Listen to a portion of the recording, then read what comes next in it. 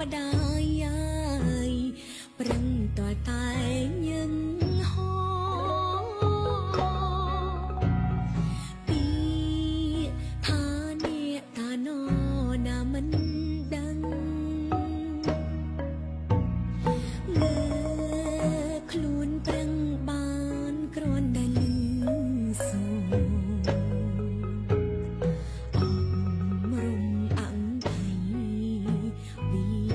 សេចក្តីថ្លៃថ្នូរមេត្តានៃសង្មោហៈវិជ្ជាសិល្បៈពេលវេលាអ្នកប្រាជ្ញាមនុស្សចាស់ក្បាច់អ្នកចាំច្បាំងលោកថែនឹងទ្រពអរូបី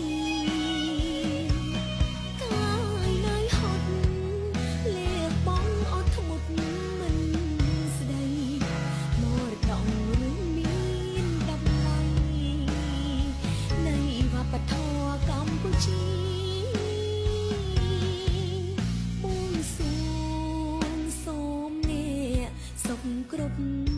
គ្រាទុកសោករោគានីរៀបចាត់ចាយគៀងទេបណ្ឌិតវិញវ័យជោគជ័យចិត្តឆ្ងាយសូមសុខសាបាយអាយុយឺនជើងរបស់ខ្ញុំក៏ក្រិចដែរតែមករៀមដៃអ្នកគ្រូកាន់ត្រដល់បាតជើងខ្ញុំទៀតខ្ញុំចាំបានថា